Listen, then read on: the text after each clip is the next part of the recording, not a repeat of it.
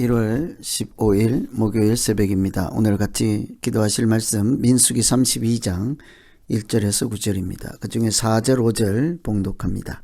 곧 여호와께서 이스라엘 회중 앞에서 쳐서 멸하신 땅은 목축할 만한 장소요 당신의 종들에게는 가축이 있나이다. 또 이르되 우리가 만일 당신에게 은혜를 입었으면 이 땅을 당신의 종들에게 그들의 소유로 주시고 우리에게 요단강을 건너지 않게 하소서. 오늘 32장 이 말씀은 이스라엘 백성들이 약속의 땅인 가나안 땅 들어가기 직전 역사적 순간을 앞두고 있을 때입니다. 하나님 백성들이 큰 기대와 소망을 가지고 가슴이 벅차 흥분하고 감동의 도가니에 있을 그 무렵이지요. 40년 동안 이렇게 마음의 소원을 가지고 아브라함 때부터 하나님께서 주시겠다고 약속하셨던 그 땅 바로 앞에 있습니다. 그런데 그때 르우벤 지파 또 갓 지파 사람들은 엉뚱한 소리를 하였습니다. 우리를 건너가지 않게 해달라. 여기가 좋다는 것이죠. 하나님께서 말씀하시고 그들의 목표지인 가나안 땅, 약속의 땅을 바로 앞에 두고 절망적인 소리를 하고 있는 것입니다. 우리가 믿음 생활을 할 때 이렇게 결정적인 순간에 엉뚱한 소리를 하지 아니하려면 어떻게 해야 될까, 무엇을 경계해야 될까를 살피면서 같이 기도하면 되겠습니다. 우선 영적인 눈으로 보지 못하는 것을 항상 경계해야 하겠습니다. 5절을 보시면 또 이르되 우리가 만일 당신에게 은혜를 입었으면 이 땅을 당신의 종들에게 그들의 소유로 주시고 우리에게 요단강을 건너지 않게 하소서. 지금 머물고 있는 그 땅을 달라는 것입니다. 그곳은 그들에게 가축이 많고 그 땅은 가축을 먹일 만한 좋은 땅입니다. 그러니 우리에게 이 땅을 주어서 여기 머물러 있게 하고 건너가지 않게 해달라. 약속의 땅 관심 없다. 안 가도 된다. 우리는 가축이 많으니까 짐승 잘 키워서 잘 먹고 잘 살면 된다 하는 것이죠. 요단 동편 땅은 가축을 기르기 좋은 환경이 조성되어 있었습니다. 가축들이 먹기 좋은 풀이 많고 비옥한 땅이므로 그 땅을 차지하고 요단강을 건너가서 이제 그 약속의 땅을 얻기 위한 전쟁이나 어려운 일에 가담하지 않겠다고 하는 것이죠. 우리가 영적인 눈으로 보지 못하고 세상적인 눈으로 그렇게 바라보면 이렇게 하나님께서 여태까지 인도하신 목적을 상실할 수가 있지요. 가축에게 적당한 곳이라 이것은 믿음의 눈으로 본 것이 아니라 세상적인 눈으로 본 것이죠. 요단강 동편의 길라 땅을 본즉 가축을 키우기에 좋은 곳이라 적당한 곳이라. 만일 그들이 믿음으로 보았으면 풀이 아니라 요단강 건너에 있는 약속의 땅, 그곳을 젖과 꿀이 흐르는 땅이라 하였습니다. 믿음으로 보면 현재 여기가 아무리 좋을지라도 하나님 말씀하신 곳으로 가야 한다. 이런 생각을 하지 않겠습니까? 그래서 우리도 마찬가지로 오늘 우리에게 주어진 날, 또 이 땅에서 허락하신 우리 인생을 살 때 항상 세상을 또 우리의 환경을 육의 눈으로만 보지 않고 영의 눈으로 봐서 믿음으로 보지 못하면 하나님께서 인도하시고 또 목적지로 허락하신 그런 것들이 눈에 들어오지 않게 되어 있습니다. 그래서 오늘 우리가 기도할 것은 항상 먹든지 마시든지 무엇을 하든지 먼저 그의 나라와 의를 구하라 하신 말씀도 있는 것처럼 우리의 눈을 떠서 세상의 눈으로 우리가 가야 할 길을 판단하지 않고 영의 눈으로 하나님의 인도하심을 바라보고 따라갈 수 있게 하여 주시옵소서. 여호와는 나의 목자라.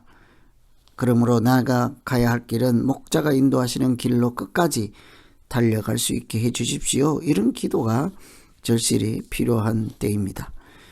그래서 항상 무엇을 보든지 영의 눈으로 보아야 되겠죠. 소돔과 고모라 멸망할 때 롯이 눈에 보이는 좋은 땅, 애굽 같은 땅, 잘 살 것 같은 땅으로 가지 않았습니까?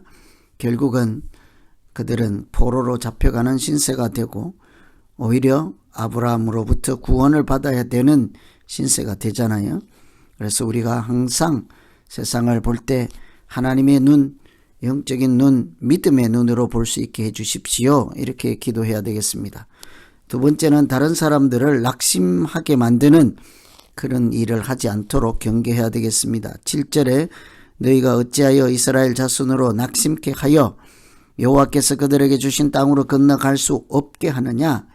자기들만 안 가는 것이 아니라 우리가 안 가겠다. 우리는 이곳에서 짐승을 키우겠다. 가축을 돌보겠다. 이런 부정적인 말, 낙심케 하는 말, 믿음 없는 말은 자기만 실족할 뿐 아니라 다른 사람들까지도 낙심하게 하죠. 좌절하게 합니다. 이스라엘 12지파 가운데 르우벤, 갓 합하면 전체 인구의 6분의 1 정도 되지요. 많은 인구가 전쟁에 동참하지 않겠다 하는 것은 나머지 지파들로 우리 갖고는 힘이 부족하다 낙심하고 절망하게 만들 수가 있습니다. 나머지 지파 사람들도 르우벤 또 갓 사람들처럼 우리도 여기 앉아서 눌러붙어서 전쟁도 안 하고 살면 좋겠다. 그렇게 하지 않겠습니까? 오래전에 이들로 입장에서는 38년 전에 비슷한 일이 있었습니다.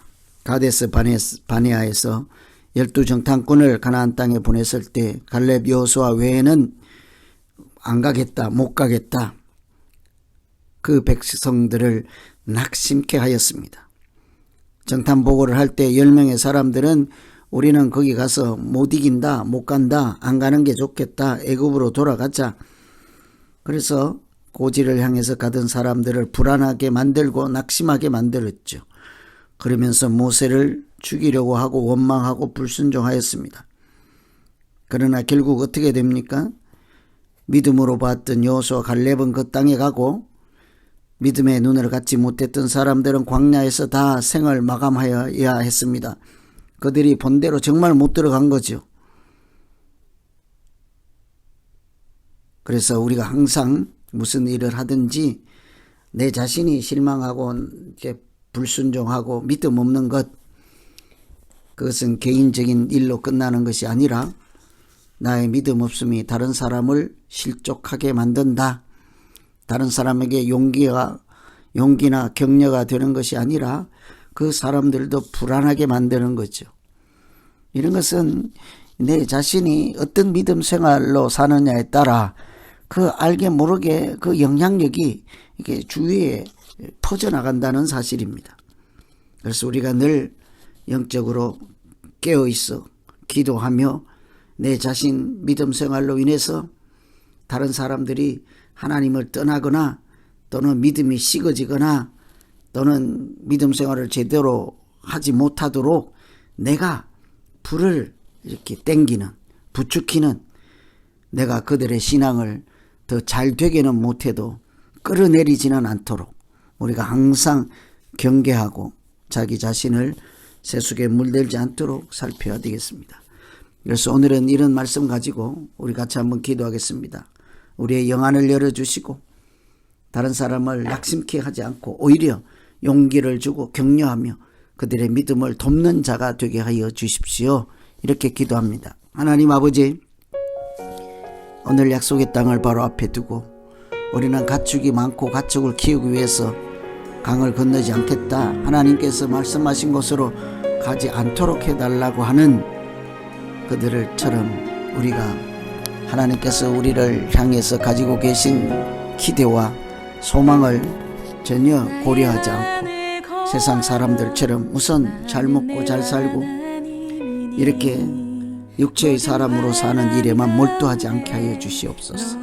항상 믿음을 보배 같은 믿음이라 여기고 하나님의 은혜를 생각하며 나 자신이 실족하지 않을 뿐더러 다른 사람까지도 실망시키지 않고 낙심하지 않도록 항상 우리가 먼저 깨어 기도하며 하나님의 은혜로 살아가는 참된 믿음 생활할 수 있게 하여 주시옵소서. 예수님 이름으로 기도하옵나이다. 아멘.